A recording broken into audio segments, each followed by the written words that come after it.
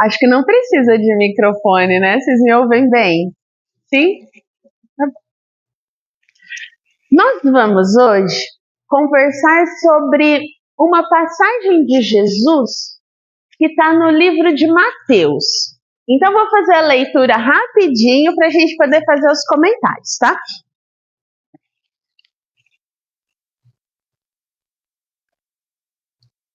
Disse Jesus: Pedi e se vos dará. Buscai e achareis. Batei a porta e se vos abrirá. Porquanto quem pede recebe, e quem procura acha. E aquele que bate a porta abrir-se-á. Qual homem dentre vós que dá uma pedra ao filho que lhe pede pão? Ou, se pedir um peixe, dar-lhe-á uma serpente? Ora, se sendo maus como sois, sabeis dar boas coisas aos vossos filhos, não é lógico que com mais forte razão, vosso Pai que está nos céus dê os bens verdadeiros aos que lhe pedirem? E essa passagem, quem contou pra gente foi Mateus, no capítulo 7, versículo 7. Mas Lucas também fala sobre ela. Então vamos imaginar o seguinte: quando Jesus trouxe essa mensagem para a gente, o que ficou claro na nossa mente? E às vezes essa clareza está até hoje. Basta que a gente peça para o Pai que Ele vai nos atender, independente do que seja, porque Jesus foi claro. E aí a gente começa o nosso processo de comunhão com Deus. Então, eu vou dizer para vocês assim, eu acredito que vários já passaram por isso. Quando eu era mais jovenzinha, hoje eu sou esposa, sou mãe, mas lá atrás, quando eu tinha meus 17, 18 anos, é comum as pessoas encontrarem com a gente, nessa idade, e fazem aquela pergunta clássica: quando você vai arrumar um namorado? E aí, dentro da minha mente, eu pensava assim: ai Deus, só quando você arrumar um marido bom pra mim. E tô nessa. E aí o meu marido aparece, lindo, maravilhoso, a pessoa dos meus sonhos. E um dia eu acordo, abro os olhos e falo: Deus, não era bem isso que eu queria. O que aconteceu que deu problema na comunicação? Quantas situações nós já vivemos desse jeito? A gente pede, e aí Deus misericordiosamente nos atende, e em um determinado momento a gente desperta e fala assim: não era bem isso que eu estava pedindo. Eu acho que Deus errou. Bom, imagina que assim, a gente tem desse momento de Jesus até um esclarecimento maior, porque vai chegar uma hora que a espiritualidade toda fala assim: gente, nós vamos ter que esclarecer isso para esse povo todo, porque o negócio não é bem isso. E com Kardec, no Evangelho segundo o Espiritismo, tem um capítulo que trata exatamente dessa passagem. E os espíritos dão um nome para ela que nos ajuda a fazer um novo olhar para essa passagem. Eles dizem o seguinte no tema do capítulo: ajuda-te a ti mesmo, que o céu te ajudará. Então, pera, não basta eu pedir, eu peço, faço a minha parte e Deus faz a dele. Então vamos pensar novamente no meu lindo e adorável marido, que é uma pena que não está aqui. Porque quando eu falo isso, vocês veem a cara que ele faz. Assim, será que eu estou sendo a esposa que ele pediu para Deus? Eu faço tudo ao meu alcance para que a gente tenha um bom relacionamento? Porque os Espíritos foram claros. Ajuda-te, que o céu te ajudará. Se o marido é aquela pessoa que Deus olhou e falou assim, é esse que você vai passar esse caminho, tem uma razão. Que a gente não sabe, graças a Deus a gente não sabe. Que já pensou se a espiritualidade virasse para mim e falasse assim, olha Viviane, você vai nessa vida viver com o Ricardo porque na anterior você maltratou muito esse homem. Será que eu ia fazer todas as coisas que eu faço com ele por amor ou por culpa? Será que se ele soubesse que eu sou aquela esposa que lá no passado ele abandonou, será que ele cuidaria de mim com cuidado? Cuidaria com cuidado? Por hoje ou por ontem? Então, graças a Deus, a gente não sabe o que aconteceu. Nós só sabemos que Deus não erra. E se Deusinho não erra, e ele nos encaminhou determinadas pessoas, é porque tem um porquê. Nada é acaso. E se? E aí tem uma outra história, gente, nessa do marido. Porque é assim, eu tenho uma prima. E essa prima é casada com uma pessoa que é maravilhosa. Então eu dizia o seguinte, sempre que alguém me perguntava assim, ai, você não vai arrumar namorada?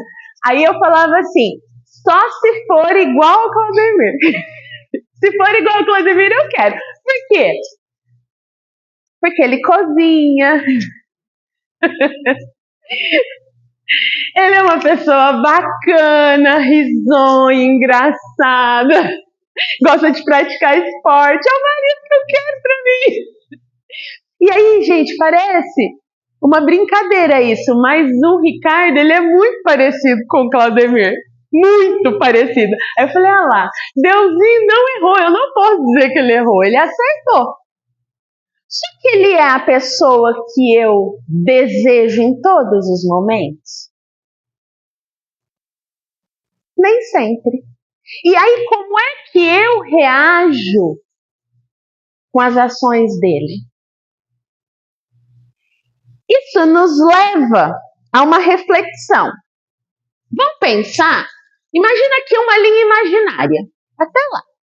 Lá do começo até aqui no final. Quando a gente chegar aqui, nós vamos chegar no modelo. Ficou legal o modelo aqui, né? Então, quando a gente chegar nesse nível, nós vamos ter desenvolvido as duas asas que o Emmanuel fala. A asa do amor e a asa da sabedoria. Hoje, nós estamos aqui. Teve um momento que eu, Viviane, achava que bastava o amor e estava tudo resolvido. Por quê? Foi quando eu soube da história que eu li, a história que está no Mundo Maior, da irmã Cipriana, que o André Luiz conta. Quem era Cipriana? Um espírito que amava muito.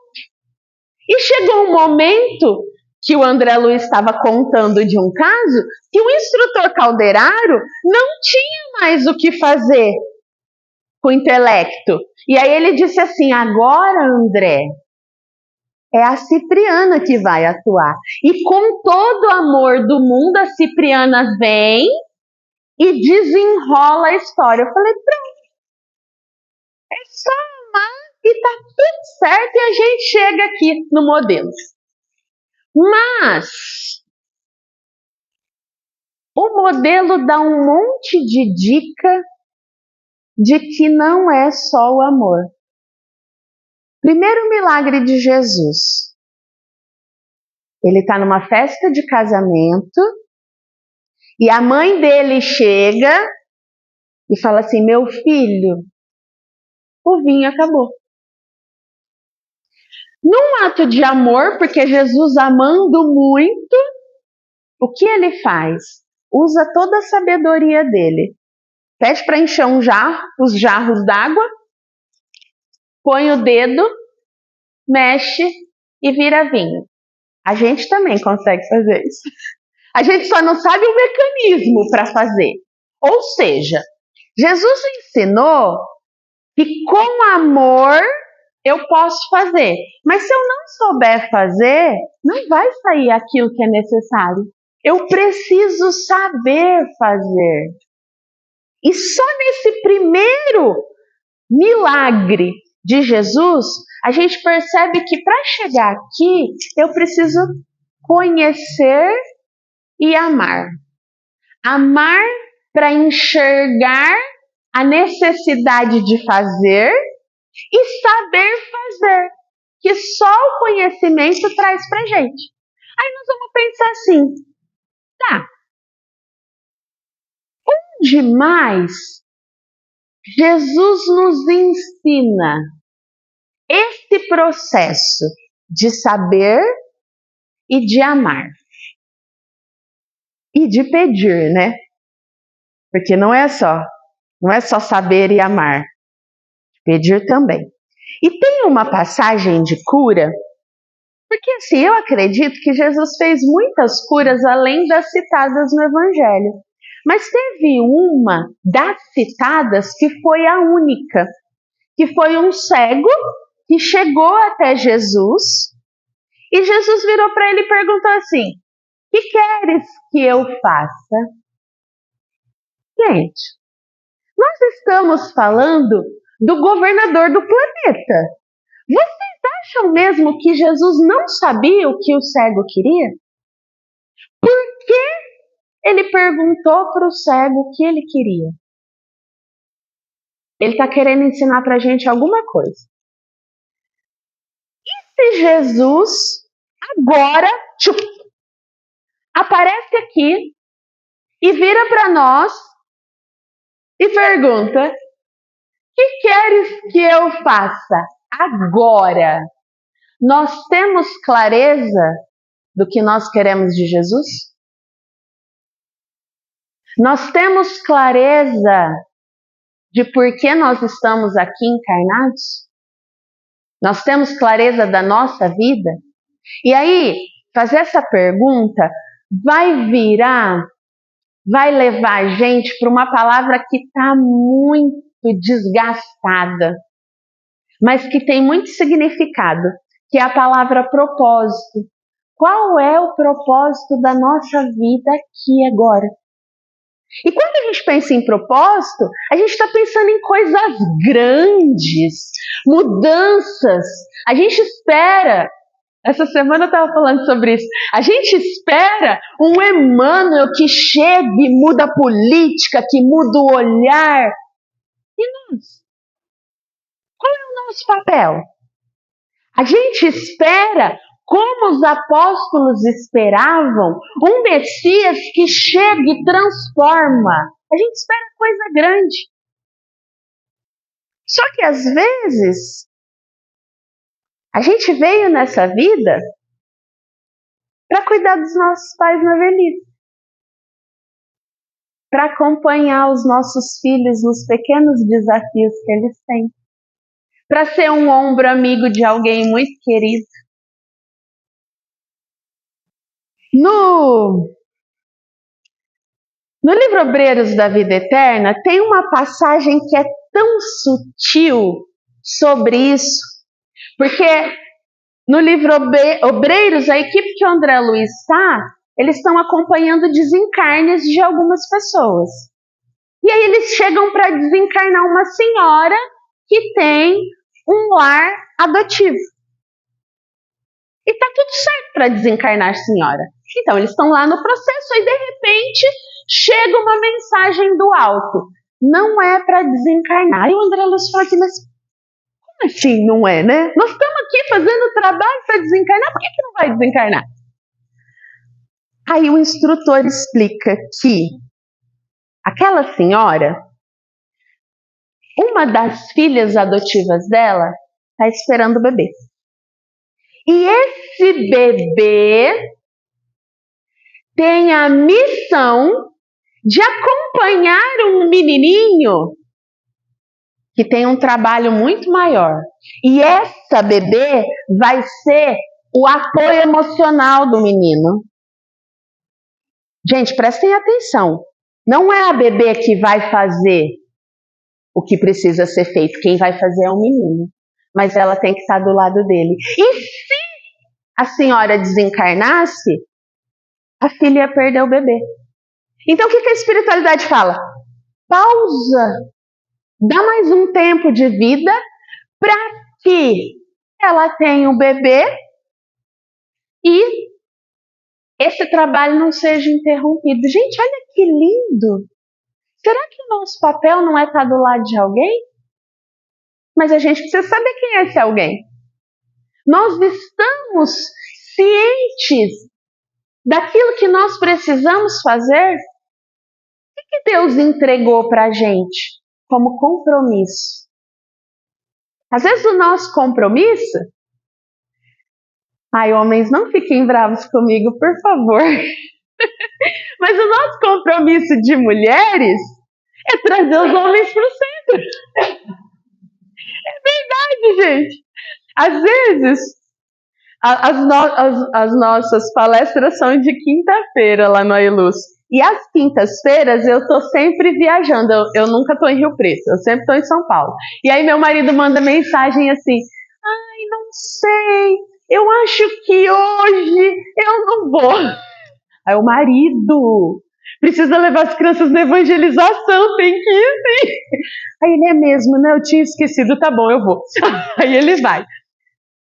Aí você fala assim, nossa, Viviane, mas é só isso. Só? A gente sabe o impacto disso na vida das pessoas? Às vezes, a gente como marido é ter paciência com a esposa. É ouvir tudo que ela tem para contar com atenção. Sem fazer cara feia. Sem virar a cara. Sem reclamar. Então, quando Jesus pergunta o que ele precisa para atuar na nossa vida, o que nós precisamos que Jesus atue? Às vezes Jesus vai atuar botando serenidade na nossa cabecinha para a gente não brigar com ninguém, né? Para não responder. O meu marido fala para mim, ele fala assim, Deus podia ter te mandado sem legenda. Eu falo, como assim? Não, porque o que você sentir na tua cara, você vai mostrar. Tem hora que eu não queria ver. Eu falo, ai Deus, me ajuda com isso. E aí a gente...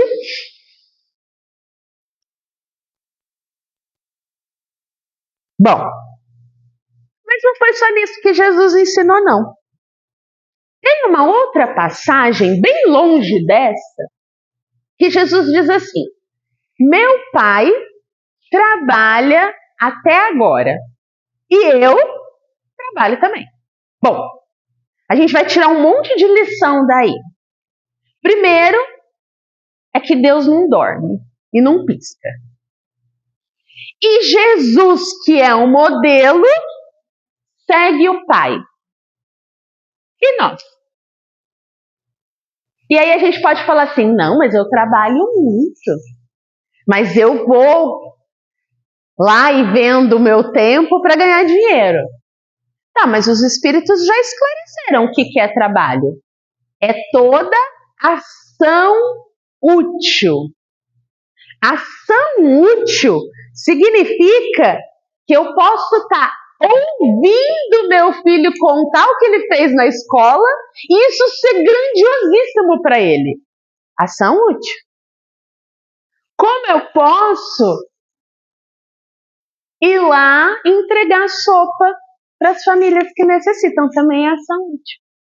Só que nós começamos a linkar o trabalho com atividades que a gente faz que é braçal ou intelectual, né? Nossa, eu estou vindo aqui trabalhar fazendo uma palestra, mas às vezes eu venho aqui trabalhar e deixo meus filhos chorando lá em casa, com falta, com ausência de mãe. Então, que trabalho é esse? Quando Jesus diz que Deus trabalha e Ele também, Ele está olhando para a gente dizendo assim, olha, nós somos todos iguais. E se a gente parar para pensar, quem é que tem mais tempo que o outro? Todo mundo tem as mesmas 24 horas. Uns são mais produtivos, outros são menos produtivos. Mas Jesus está dizendo assim, todo mundo tem a mesma quantidade de tempo. O que nós estamos fazendo com o tempo que Deus nos dá? E aí, esse tempo, gente, ele é muito importante, porque é com o tempo que a gente vai desenvolver a asa da sabedoria. Não tem como desenvolver saber sem estudar. Ai, Viane, mas eu achei que era só amar. Então, não é. Eu preciso do Evangelho. Como é que eu sei chegar a ser modelo se tudo que o modelo deixou está num lugar escrito? E a gente não entendeu direito o que ele falou, assim como na passagem do pedi e obtereis, que aí teve que vir mais um monte de gente para poder explicar o que ele disse. Só o Chico deixou quase 500 livros.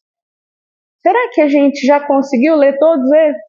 Às vezes eu fico pensando, quantas vidas vai ser necessário para que eu estude todos esses livros? Porque uma coisa é a gente ler como entretenimento, outra coisa é eu olhar. Essa semana, sábado, o professor Rodrigues do AELUS estava fazendo o estudo com a gente, né, trabalhadores, e aí ele falou assim, como é que é? É preciso amansar o coração. Aí eu falo assim, às vezes eu tenho essa pretensão ridícula, eu falo assim, isso tá fácil. Mas na hora, gente, mas é na hora, Deus manda assim, ó, na hora. Minha irmã me manda um WhatsApp na hora. E aí eu já desfoquei do estudo, né? Olhei. Oi, Vivi, tudo bem? Você não pode me levar em tal lugar e fazer isso e fazer aquilo? Na hora! Nossa, que folgada! Por que ela não vê com o meu irmão? Mas, gente, eu não acabei de falar que amansar o coração estava fácil. Se para o nosso entendimento é fácil, por que para a gente praticar não é fácil? Porque a gente precisa de tempo. Se fosse fácil, gente, a gente já estava aqui, ó, de mãozinha dada com o modelo, cantando feliz e saltitante. Por que a gente não chega? Porque aquilo que está aqui, muitas vezes, não está expressado aqui ainda. E eu não estou dizendo que a gente não entende, a gente entende exatamente o que tem que fazer. A gente só não tem competência para fazer ainda. E é por isso que precisa ficar vendo de novo. Tem que amansar o coração, então. E como é que a gente amansa o coração?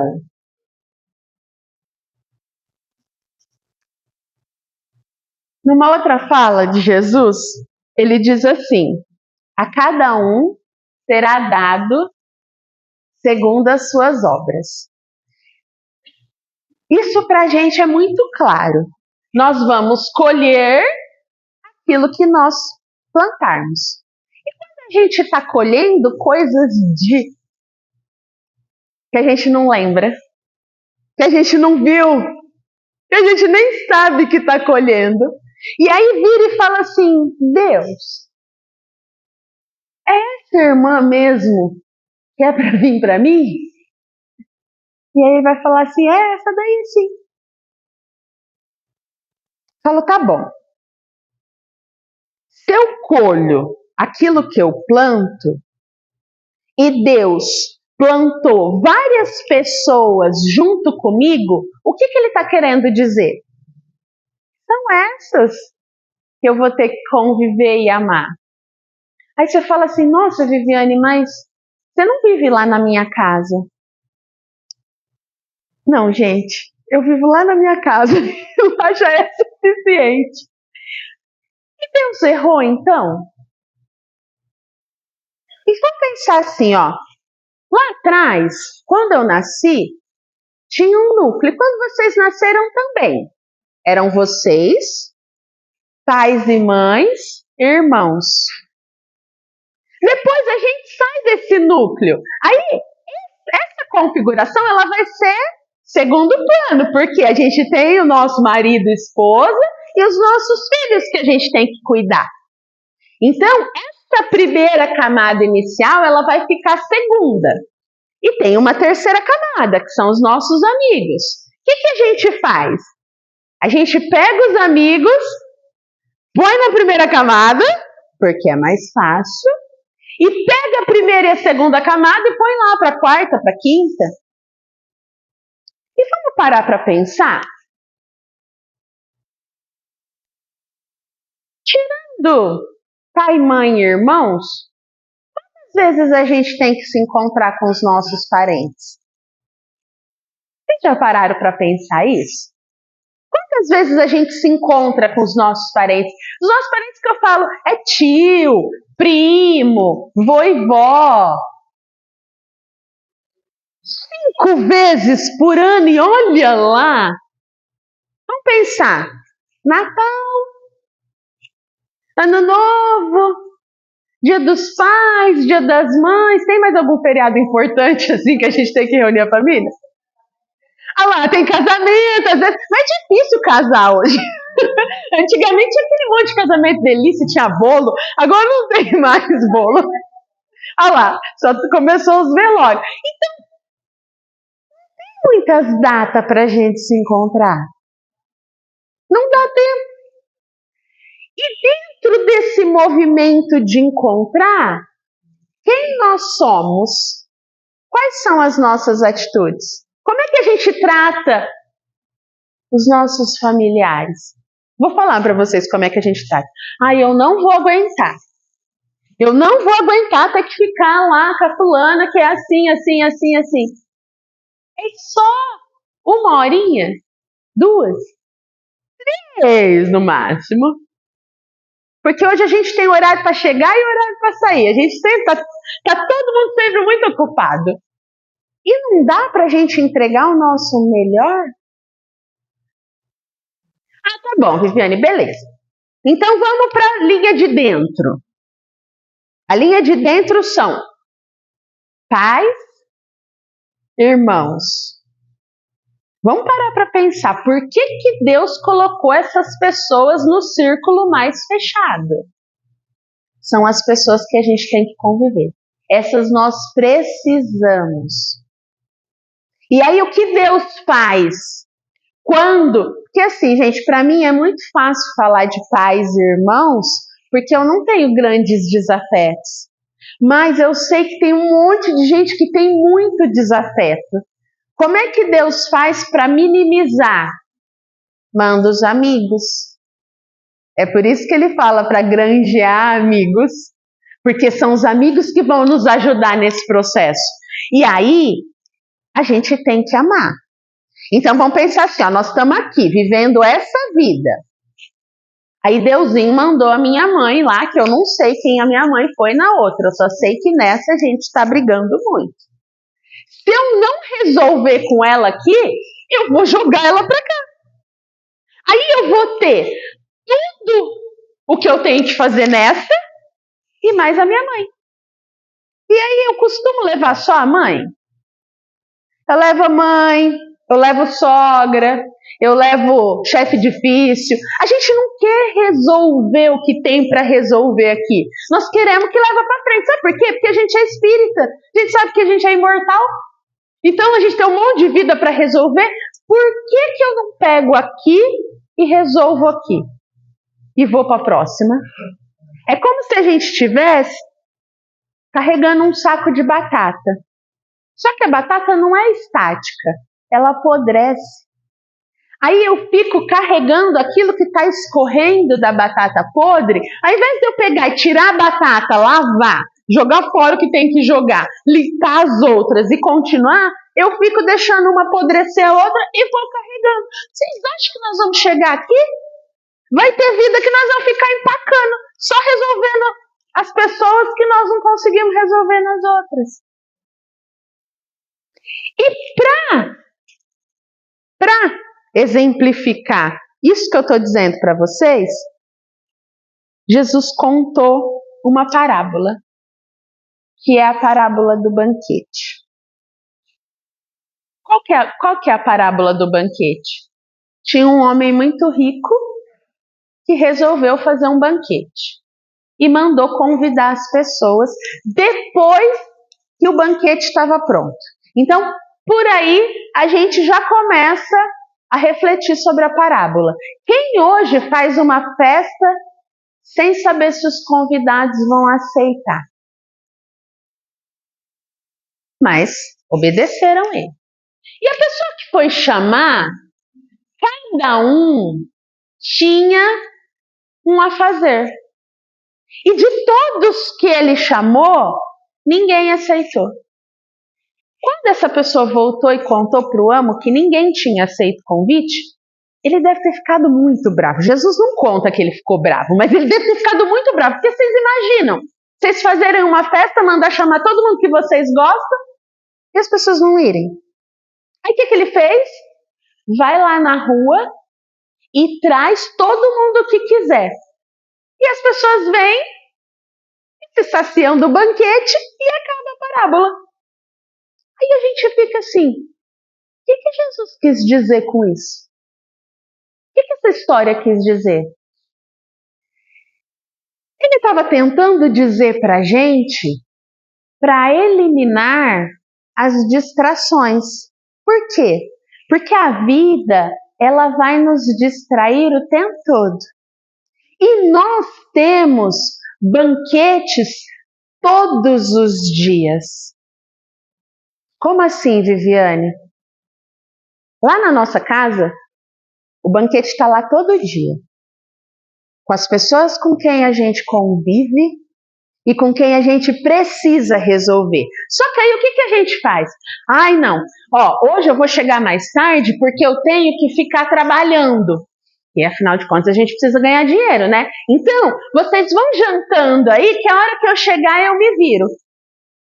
Beleza, a gente aceita isso numa boa. Hoje eu não vou no centro porque eu tenho muita roupa para lavar. E aí eu vou argumentar com relação a isso, porque eu sou uma dessas pessoas que dá esse argumento que não se sustenta, porque não sou eu que lavo roupa, quem lava roupa é a máquina de lavar. Eu só coloco na máquina e tiro da máquina. Por que tem que ser no horário de ir para o centro? Não pode ser outro horário, eu não posso pôr a roupa na hora que eu vou para o centro e estender a hora que eu volto para o centro. Deus fala assim para mim, Viviane, eu estou te dando um banquete para você aproveitar o tempo que você tem. Vai lá, amolece o seu coração, vai ouvir os ensinamentos que você precisa para você encher teu coraçãozinho. Aí Deuszinho faz assim, olha, eu coloquei você nessa família que é para você estar junto dos seus filhos. Gente, tá junto não é sentar para ficar brincando forever, não. A psicologia já explicou pra gente, a pedagogia então, você brincar 20 minutos com a criança, para ela equivale a você ter brincado o dia inteiro. Às vezes, é para você sentar e assistir 10 minutos de Netflix. Um desenho. Uma série. Ai, Viviane, mas você está dizendo que é para eu assistir Netflix? E a Netflix é o que você precisa para te aproximar da sua família? Sim, é para assistir Netflix. É para assistir um filme. É para estar com quem Deus colocou no teu caminho. Porque são essas pessoas que a gente precisa reconciliar. São essas pessoas que a gente tem que amar primeiro.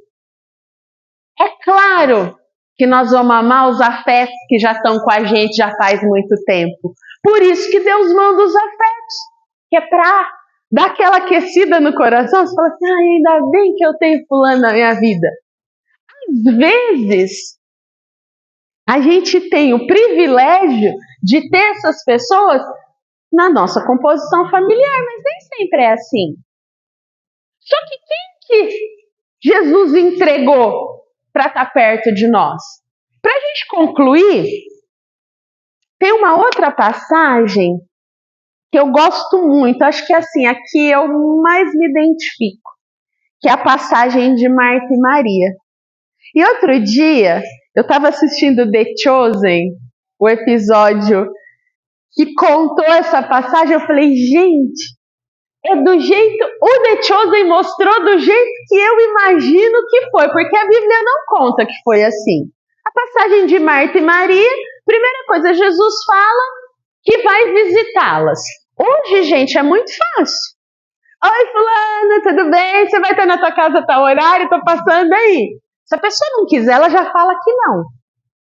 Só que se ela falar que tudo bem, ela se prepara para te receber. Assim como a gente também se prepara para receber as pessoas. Então hoje está fácil. Imagina naquela época, Jesus partiu e Marta e Maria não sabiam a hora que Jesus ia chegar. E o que aconteceu? A Marta ficou doida. Ai, minha nossa, será que vai dar tempo de fazer tudo que tem que ser feito? Deixa eu correr. O que a Maria fez? Jesus vai chegar. Vamos lá, né? Foi ajudar a Marta. Quando Jesus chegou, eu imagino que foi assim, ó. Jesus entrou na porta, a Marta fez assim, Senhor da glória, eu não acabei ainda tudo que eu tinha para fazer. Correu. O que a Maria fez? Ai, Jesus, senta aqui, ó.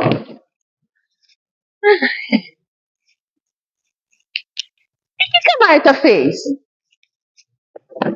Eu não acredito que essa Maria folgada está fazendo isso. Eu não acredito. E ela não acreditou tanto, gente, ela ficou tão indignada que ela chegou em Jesus e foi perguntar para Jesus. Falou assim, Jesus, deixa eu fazer uma pergunta para você. Como que a gente faz quando as pessoas não se preocupam muito com os afazeres que elas têm para fazer e deixam as outras sobrecarregadas? E olha a resposta de Jesus, gente, que resposta certeira. Ele disse assim, Marta, Marta, andas ansiosa e afadigada com muitas coisas, mas uma só é necessária. E Maria escolheu a boa parte, a qual não lhe será tirada. Opa! Jesus está dizendo assim para Marta, prioriza aquilo que é importante na sua vida, porque muita coisa vai te tirar daquilo que é essencial. Aí outro dia, gente, essa minha prima casada com o Claudemir, ela mora em Americana. E é assim, vocês estão diante de alguém que viveu e aprendeu direitinho como é ser Marta na vida. Em todos os mínimos detalhes. E essa minha prima, quando eu vou na casa dela, gente, eu chego lá, a gente senta, ela fala assim, senta, ela faz igual a Maria, senta aqui. Aí eu já fico assim, né? E ela conversa, eu falo assim pra ela, chamo ela de Tatinha. Eu falo assim, Tatinha, você não acha bom, enquanto a gente tá conversando, a gente lava a louça? E a louça dela tá assim, ó, acordando a pia. Aí ela fala assim, não, eu não acho bom não, vamos ficar conversando. A hora que a gente conversar, a hora que acabar, a gente lava a louça. Bom, beleza. Aí conversa, a hora que você vê 1h da manhã. Aí ela fala assim, vamos dormir, amanhã a gente lava a louça. E geralmente quem lava a louça é o marido dela e o meu marido. Porque aí eles acordam mais cedo no outro dia, lava a louça, a hora que a gente acorda, a louça está lavada. Teve um dia, gente, que eu não aguentei, porque todas as vezes é assim. Aí eu falei assim, escuta, deixa eu lavar a louça. Enquanto eu vou lavando, você vai limpando o fogão, a gente vai conversando. Aí ela virou pra mim, gente, ela foi na veia. Ela falou assim, ô Vivi, você não tá aqui sempre, né? Você vem quantas vezes por ano pra cá? Não sei, umas 3, 4 vezes por ano. Aí ela falou assim, imagina se nenhuma dessas voltas para sua casa, você não volta. Como eu vou me sentir com o tempo que a gente tinha para estar junto, você lavou a minha louça. Jamais eu vou permitir isso. Eu falei, gente, eu já vi essa história em algum lugar. O que é importante para nós? Estar com as pessoas ou ter a casa limpa? A minha mãe desencarnou com 62 anos, super jovem. E ela era muito Marta, muito. Muito daquelas que quando ela estava limpando a casa, ela não deixava a gente entrar, ela trancava a gente para fora, para não sujar a casa. E aí tinha vezes que, e meu pai assim, a família do meu pai, eles são muito festeiro, muito passeador. E aí meu pai falava assim, vamos lá assistir o show na praça? Ela falava assim, eu não posso, porque eu tenho que limpar a casa. E aí, gente, as promessas dela de passear, de se divertir com o meu pai, de sair, eram para depois que ela se aposentasse. Só que ela ficou doente, ela não tinha 60 anos ainda. Então ela se aposentou doente. Quando ela fez 60, minha mãe era motoqueira, andava por aí assim. Eu tenho uma família de motoqueiro, meu pai é motoqueiro. E aí ela teve que vender a moto, porque o médico falou assim, olha, ela não pode andar de moto, porque é perigoso ela cair. Então a gente vendeu a moto. E aí ela fez o tratamento todo e ela partiu e ela não viveu aquilo que ela esperava viver. E a imagem que eu tenho dela é limpando a casa. Ela morava do lado da minha casa, então a minha casa assim era de esquina e quando ela ficou doente a gente trouxe ela para a casa do lado e tinha uma janela do alto. Aí a janela do quarto dela dava bem para minha cozinha. Aí ela gritava lá de cima, você não lavou a louça ainda? Mas mamãe, tá tudo bem, um dia eu lavo. Aí, gente, eu saía para trabalhar, ela tinha a chave de casa. Quando eu chegava, a louça estava toda lavada. E eu vou falar para vocês assim que é uma delícia você chegar em casa e ver a pia limpa. Só que não era isso que eu queria para ela. O que eu queria era sentar e tomar café e conversar com ela. E o que ela queria era ver a pia limpa. O que a gente está querendo? A gente está querendo estar com quem a gente ama ou a gente está querendo que a casa fique limpa, que a louça fique lavada? A nossa vida é muito mais do que lavar louça. Deus não erra, gente. E se Ele colocou as pessoas que estão conosco, é porque essas pessoas são aquelas com quem a gente precisa estar. Tomando café, discutindo a relação, trocando figurinha, lavando louça. Então, quando a gente pensar nos nossos desejos para Deus, que a gente tenha consciência de que tudo que a gente precisa já nos foi dado. mas que a espiritualidade não vai desistir da gente. Então, vai me dar um pai difícil? E aí vai ter hora que eu não vou aguentar, eu falo, Deus, me ajuda. Me ajuda com esse pai que eu tenho. Não é tirar esse pai e trazer outro. E aí Deus vai entregar o que a gente precisa. Então o que eu desejo é que a gente tenha muita confiança de que tudo na nossa vida está tudo certo. E quando a gente achar que não está certo, que a gente pode pedir para Deus. Que às vezes a gente vai pedir assim e Deus vai mandar assim. Deus vai carregar a gente no colo. Sabe aquela canção de quando eu precisava de você, você não estava? E na verdade ele estava inteiro? É isso que Deus enxerga para nós. Que nós tenhamos então serenidade, tranquilidade e olhos para ver tudo de maravilhoso que a gente já tem. E tudo que a gente pode fazer com o que nós já temos. É isso que eu desejo para nós. Assim seja.